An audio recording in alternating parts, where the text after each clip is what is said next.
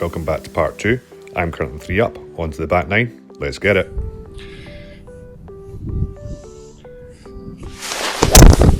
That needs to hold, it's cutting far too much.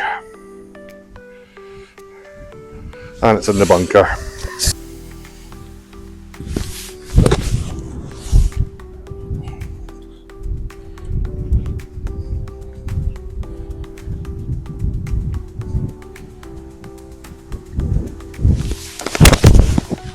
That's a lovely shot.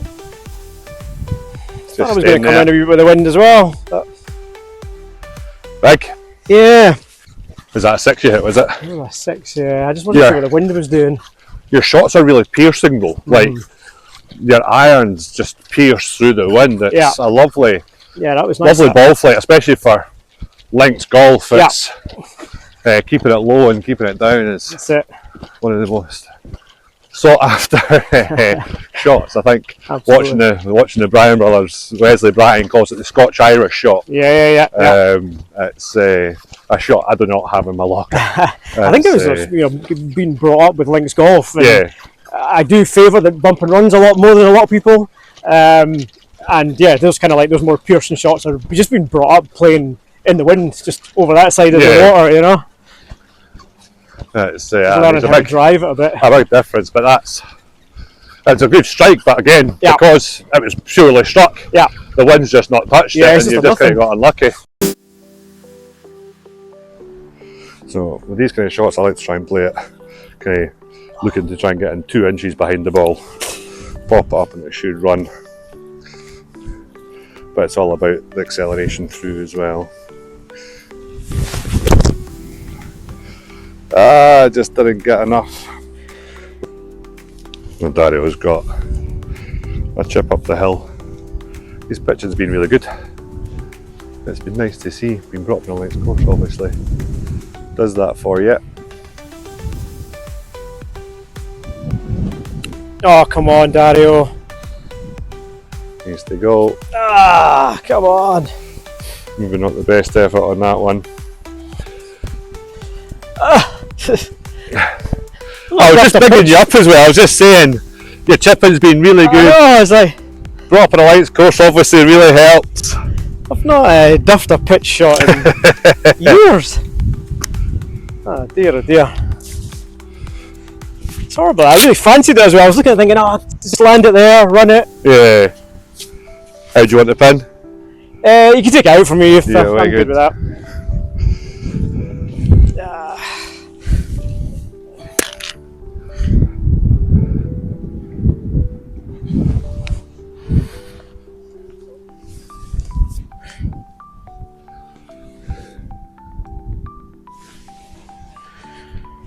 I think there's a certainly breaking right to left up the hill. It's a good opportunity. It's all about 2 balls out. You should know pretty quickly if you've got it. I'm coming down the hill, breaking left to right. It's a good putt. Good putt. Oh! How did that not go in? I'm waiting. Honestly. Where's the wind? I said, from this angle, where you're putting it, we should know pretty early on if it's going in. That's horrible. And as soon as it left your putter, I was like, that's a good putt, it's a good putt, it's a good putt. And the wind just quite never helped. That's horrible. It was a great effort, lovely line. So I've just got to be a wee bit careful here in regards to pace. We are going downhill into the wind, so it's a mixture of getting it there, but obviously not blasting it by, and also not leaving a 3-footer down the hill again. But that's a nice looking putt.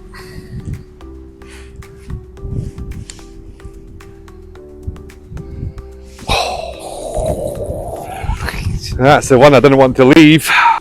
Well, I can be that's the one I did not want to leave. I can be kind to you, and you know what you want to put it. I was trying to get that happy medium off against the wind. Yeah. How hard to hit it, but also not leaving it short as well. Yeah, well done. Thank you. Well done, well done. And when you look at the views, it's just absolutely stunning. we've had the course on the channel before, but you just cannot beat a day like this out in the links.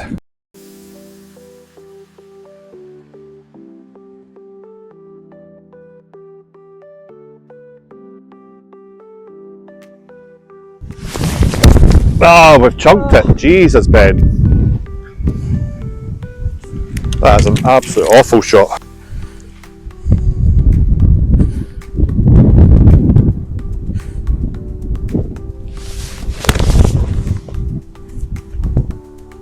Bounce left. Yeah, it's okay. That'll be just off the front right. Right, after not such a great shot there, need to try and redeem ourselves. This is just a flick up over the bunker. It's all downhill, it will run forward. About 2 feet on the green is what we're looking for. Go! Go, go, go, go, go!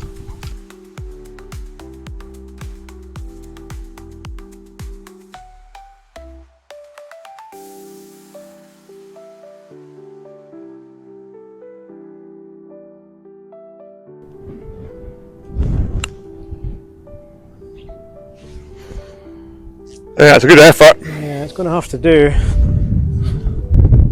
Anything the wind's going to push it slightly left to right.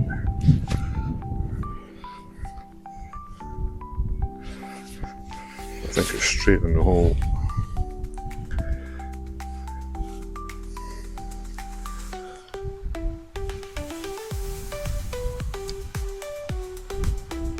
Oh, you're breaking my heart. Honestly. Ridiculous. Thank you.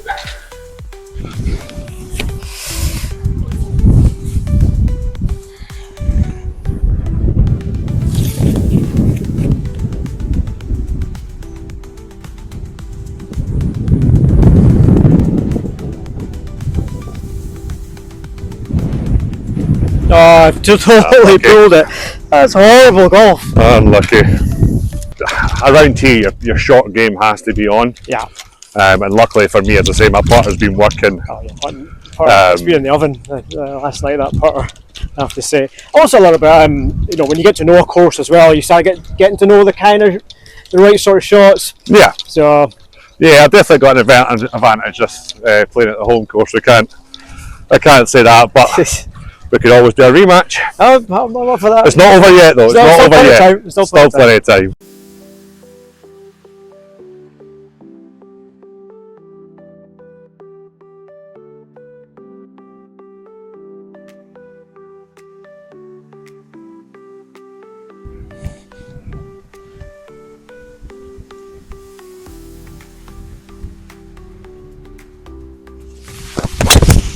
That's a lovely. You just strike the ball so well. You play like cat-handed no glove, it's nuts. So the no glove has only been recently. The cat-handed side, a lot of people talk about that. It's from when I used to play ice hockey. It's just that's how I what first picked up a club. Yeah. And it never changed. And again, I've kind of spoken about this on the channel before. All I wanted to do was become a kind of average golfer. So get down to kind of 12, 13. Yeah. And I done that pretty quickly. So I was like, well, why change? Yeah. And takes us back to what we were talking about before. It's not. There's different ways to skin a cat. Yep. And if something works for you, why follow the trend of everybody else? Yeah, totally. It's probably what's worked really well for you and your business is that you obviously seen that everybody was doing the same thing. Yeah. Everybody was following the same trends. Yeah. When in fact, there are better ways to do it. It's just finding what's going to suit because everybody's personality is different. So I assume when you meet up with clients and things like that, you're going to find out more about them. Then obviously that allows you to get the best out of them, or getting people to see what's the best about them. Yeah, totally. And I think that I guess I've maybe found a way of I've kind of got this newsletter coming out called No Fluff. So the way I try and approach my content writing is just no fluff, like no bullshit, no nonsense, no crap, no corporate speak. And I think that, you know, when I take on the persona of other people, you know, I'll be ghostwriting for CEOs, senior leaders, blah, blah. But actually, you know, taking on someone's persona, it's not necessarily that I have to specifically write exactly as they talk. The way I write is simplified, so that language can work almost across anybody. So yeah, I think it's just all about kind of keeping it simple. And but I have, I guess, found a bit of a niche for myself where, you know, I told someone the other day, they were asking what I do, and I was like, well, I'm a LinkedIn ghostwriter. And this was an MBE of an oil and gas company. Her mind was blown. She was like, I didn't know that was a thing. And I was like, well, a lot of people just don't know how to talk about themselves. They don't know how to articulate. You know, I love meeting people where they're so successful in what they do, but they just don't really know how to talk about it. And I'm like, you know, you do this, you've got this, and I'll take a little snippet and I'll make it into a story. And then when you see that succeed, it's just like a really cool feeling, you know, like, and when you see people getting good feedback from the stuff that you do. But yeah, I think it is almost kind of, I've stumbled or found upon a niche and a need. You know, there's a problem out there. People don't know how to write or how to articulate, and I guess that's a problem I try and solve for them. Yeah, and I think, see, again, in business, it's finding the things that you do well. Obviously, business leaders, they can't do everything well. So you've got a niche in there to help people that are going to show them off and allow them to be seen the way they want to be seen, but they maybe not have, as you say, the articulation or the confidence to do it. In time, a lot of people, you know, people are running their business. They're busy doing their stuff, and they're like, but they also appreciate that you kind of need to market yourself. And you know, I have a lot of clients who are like, oh, we're just so busy just now, it's hard to get content out. I'm like, you know, when you're busy is the time you should actually be documenting more, because there's going to come a point where the leads are going to dry up, your sales are going to dry up, and then companies are like, oh, we just started doing marketing, and you're like, you should have been doing that when you were busy. That's you know? So yeah.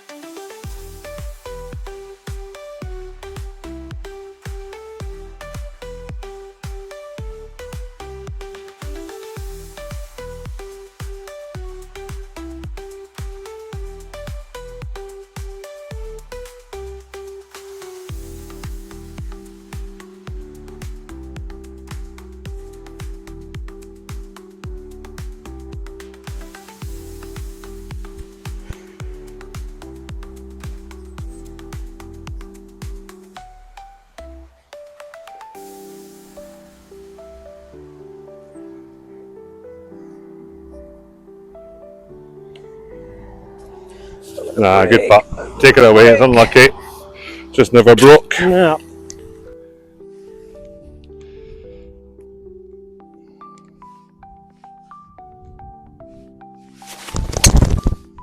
Great hit.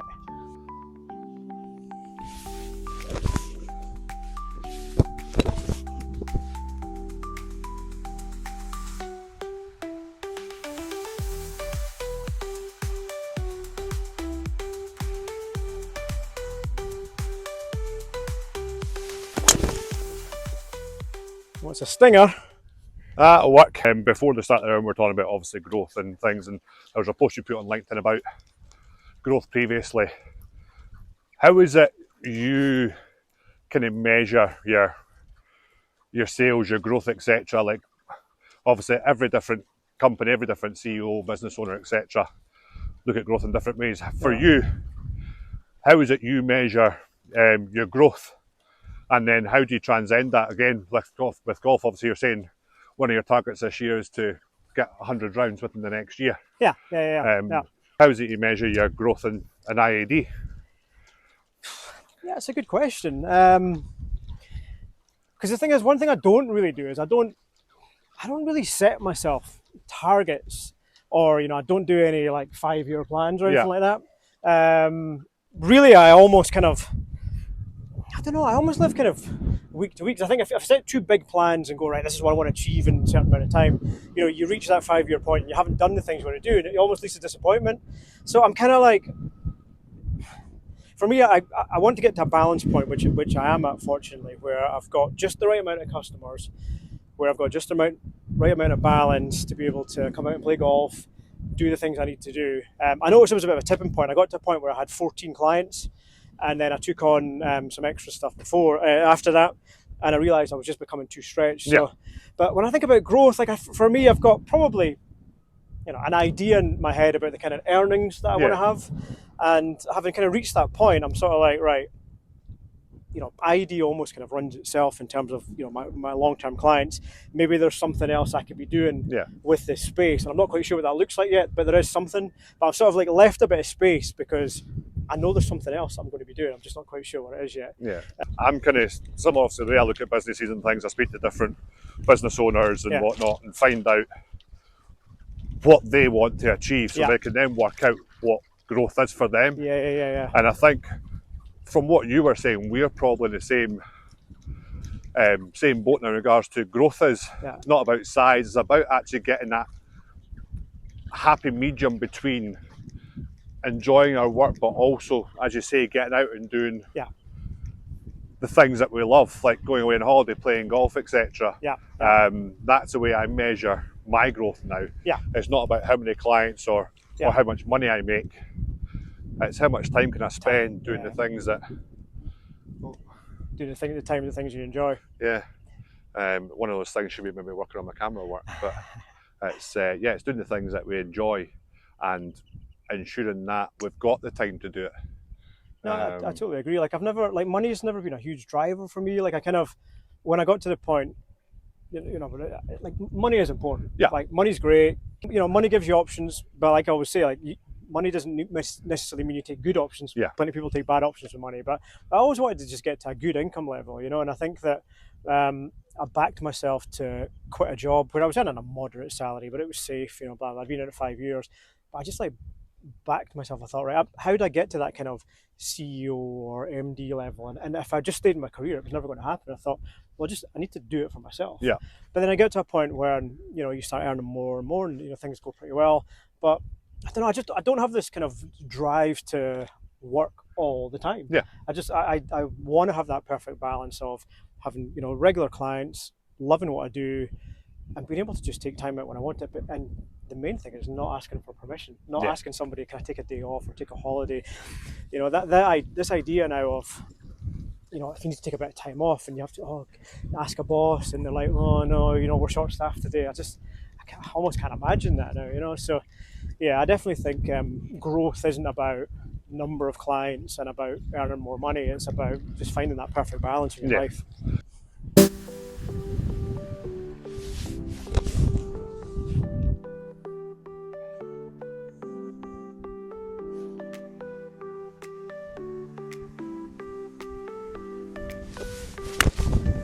That's a lovely shot. That'll come in left to right as well. Beautiful shot. Stop. Fantastic. Stop. Feet sort of should go left anyway. It's all about the strike. Oh, it's not this trick. Go. Oh, it's not going anywhere.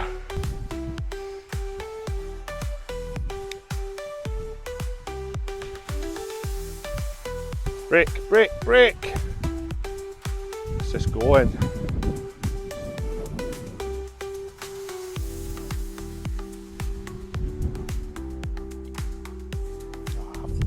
I'll kick on that on the left side. That's a good putt. Oh, yeah. Take that away.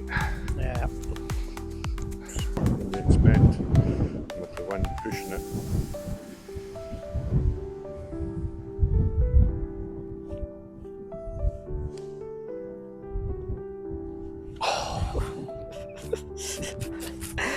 I thought that was going to be a dagger. I had it counted for you all the way. I thought that was going to be a dagger.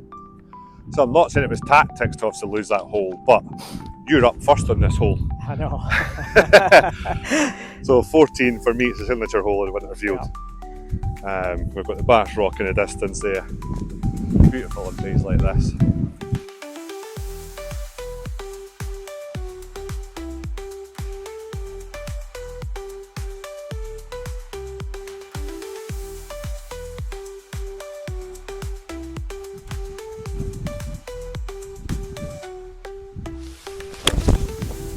That is a beautiful golf shot. Sit down, lovely.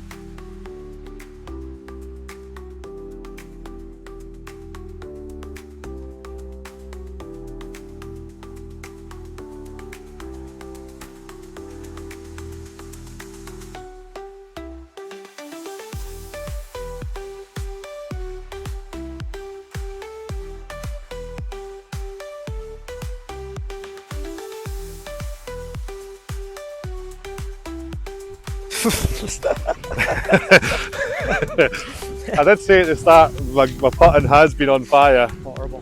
Averaging 27, 28 putts around. Absolutely horrible. It's what's saving me, I must say. Killing me.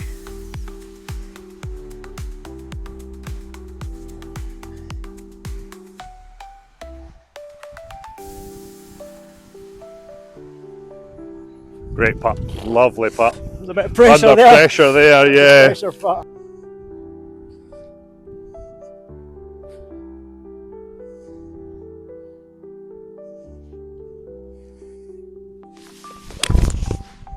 That's a beautiful ball again, Dario.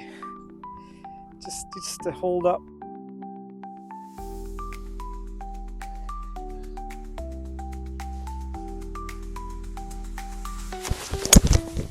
Oh, it's an absolute belter.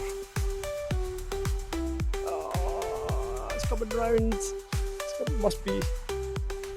That must be there or thereabouts. Yeah, I think two good shots. It was just quite difficult to see kind of where they ended up.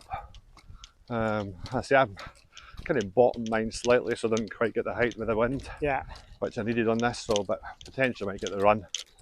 It's yeah, I think the wind just took mine around maybe a little bit. It was a really, again, that was a crisply struck 6-iron. Felt good. Yeah. It's a big hit with a 6-iron. It's playing about 220. I work out a lot, so you know. I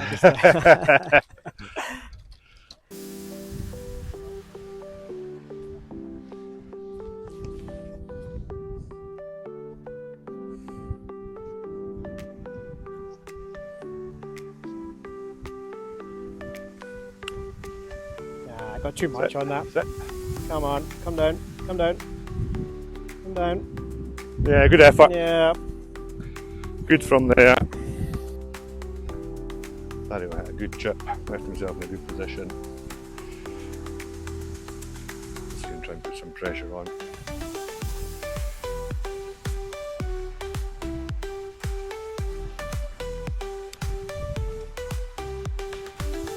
Run out. Yeah, it was on line.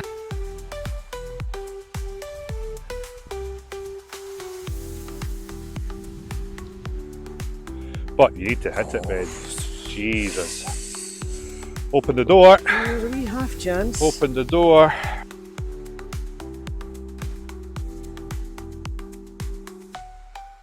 Oh, are you kidding me?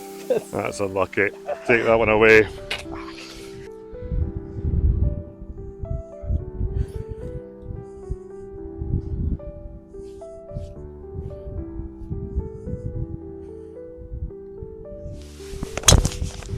Great drive. That could be there. Come on. Come on. Get up. Get up. No, stay left. No. Left a horrible one, but yeah.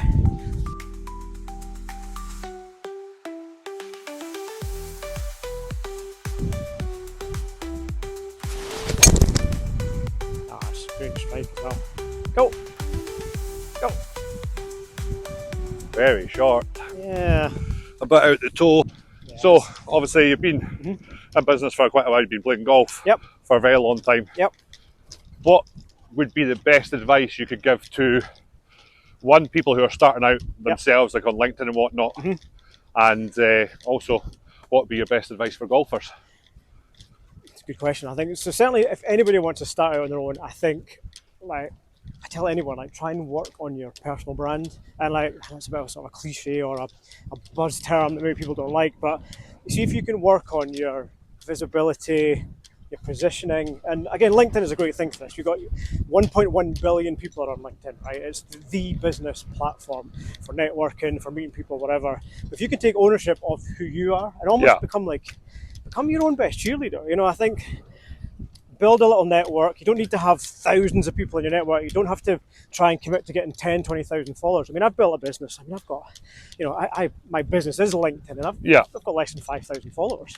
You know, so it's kind of almost like being able to talk about what you do, talk about what problem you solve, and doing it and making yourself visible. And then by doing that, you can get credibility, you can get trust. And I think just really kind of, I've said it before, but becoming your own best cheerleader. Yeah. Like being able to put stuff out there and having the confidence to do it.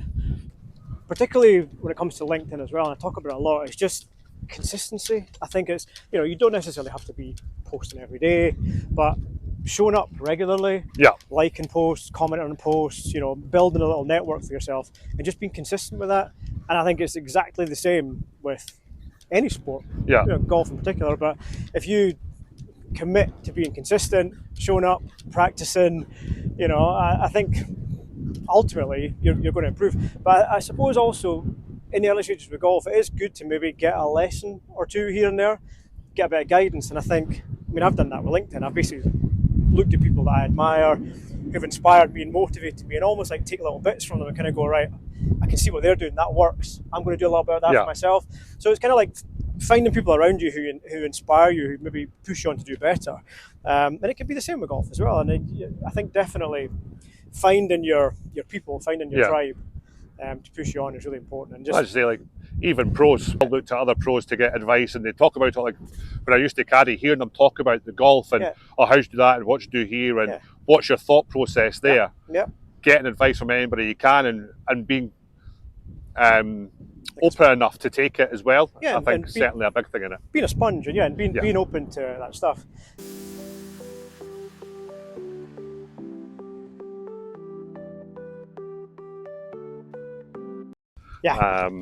But we're touching it just there in regards to obviously the advice you're giving to golfers and to people starting out.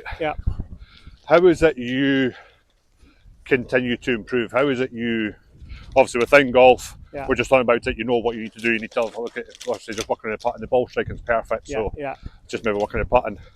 And how is it you continue to improve in business as well? I think what works for me is, you know, I don't necessarily believe in, you don't wake up every day feeling motivated to succeed, right?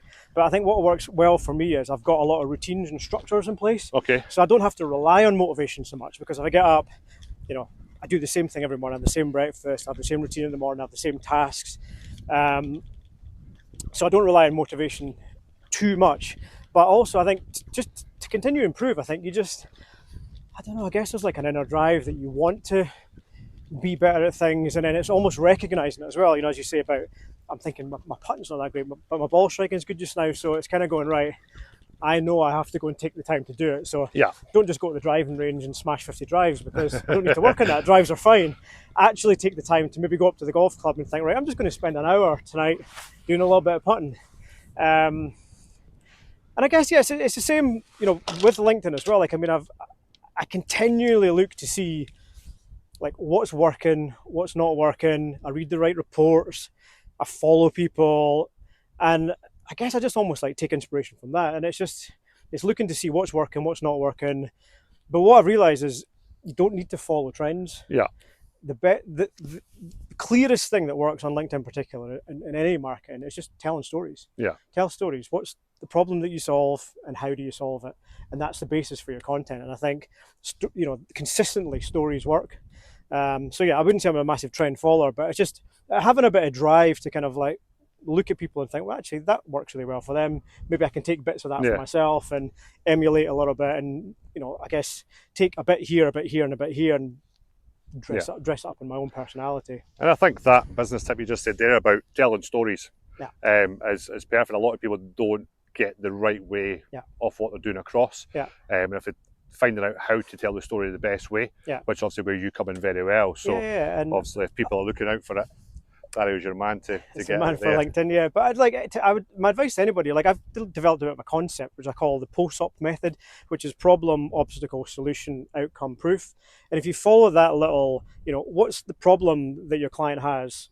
What challenges do they have to try and overcome that? What solution do you spec? And then what's the outcome? Yeah. And then what's the proof? The proof is them going, oh, it was great working with Ben. He transformed my business, kind of thing. If you follow that little method, which I'm going to trademark, you can. It's your basis for content. You're not just going, oh, I'm so delighted to be meeting this new client today. You're actually talking about the problem you solve, and the more you do that, more people go, right, that's someone I want to work with, because they can see the problem you solve. Going to need a bit of Sevi magic here, I think. This is horrible.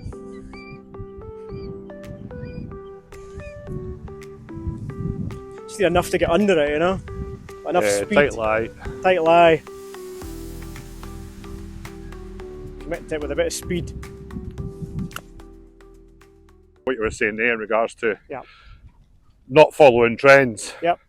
Finding out what's working for you and run with it. Yeah.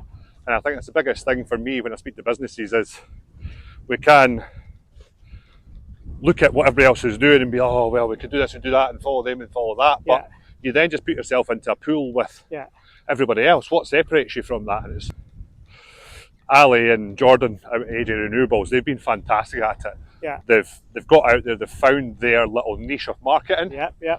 And it's the biggest, for me, it's your first selling point. It's what people think of you, how your brand looks to people, and what separates you from everybody else. And I think if you can tell the story right that way, then it's going to help. No, I agree. With that sales process. Like something I've really noticed with LinkedIn company pages in particular, like I always think, see if you could basically take someone's LinkedIn company page content and just put a different brand over it, a different logo over it, and it would look the same, then you're failing. Yeah. It should separate. Like it shouldn't just be the same as everybody else. And again, the differentiator is to often focus on your people and the problem and your challenges, rather than just a Canva image of something. You know. So I'm a big believer in that.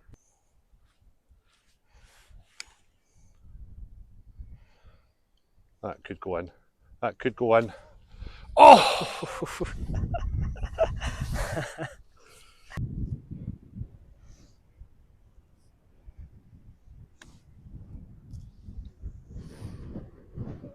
A good looking putt. Yeah, that's a great effort. That's a great putt from there, Dario. I'm saying to myself, I needed to hold it. Lovely putt.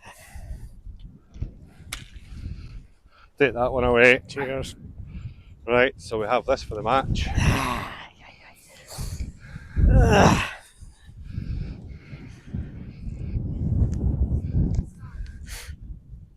Just on the inside right, it's not breaking much, it's straight uphill. We're not leaving it short, that's for sure. Need it for the half and for the win. Positive putt.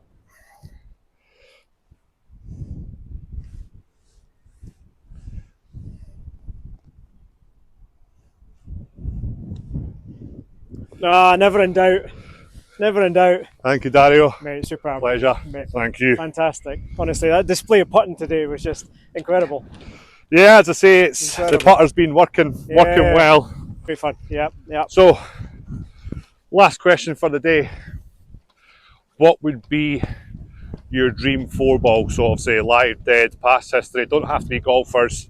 Can be business, sports persons, actors, whatever you like. What would be your dream 4-ball and where would you like to play it?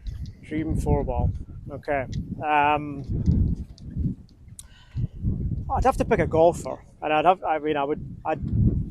I'd play with peak Tiger because I would just want to see. Yeah, like kind of 2002. Yeah, just that peak level was just incredible. I think you would learn so much.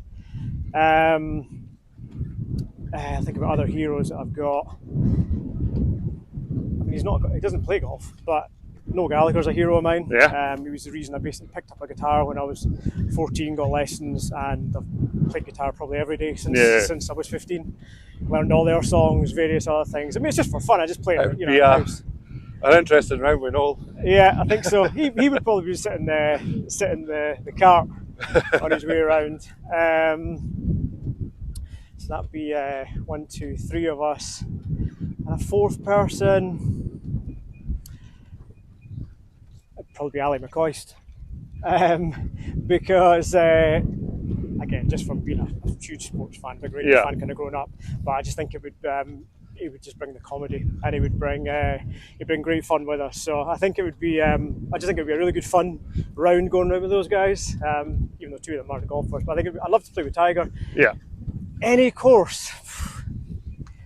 There was always a question once where it was, would you rather? It was something like, would you rather play a round at Augusta on your own or with your pals, or would you rather play with Tiger going round your own home course? Yeah. And see what that'd be like. And I always thought it'd be quite interesting to see playing on my home course, but I mean, I'm probably going to use the answer that everybody's going to play. They're going to answer right. We're all going to want to play at Augusta. Yeah. It's just, we've watched it so many. I mean, it's the best part of the year, isn't it? Watching the Masters, going through Amen Corner and stuff. So yeah, I think I would go with those guys. It's tricky though, because there's always a part of me that would have wanted Seve in there just to kind of see old magic. But I think I'd have a lot of fun with those guys going through the golf course. It would be an awesome round. Yeah. With Ali and Noel. Yeah, to be honest, it'd be a killer combination, that one. I don't know if you'd be able to hit a shot the way how much you'd be laughing. I think they'd probably be in the golf cart, and me and Tiger would be working our way around. But I think we'd have a lot of fun for sure. That's a great 4-ball. So Dario, thank you very much for coming back to the channel. Pleasure, Ben. Obviously, Thank you. Great game today. Obviously, just reaching out the winner. I think the green, the putting was just that little bit different, but obviously we can run it back at Dunstan at some point. There'll be our turn match, I'm sure. Yep. Super. So for everybody out there, where can they find you? Yep. So you can find me, Dario Valente. You can find me on LinkedIn. Also my website, iadmarketing.co.uk. So thank you to everybody who's watching out there, and don't forget to like and subscribe. We'll see you in the next one.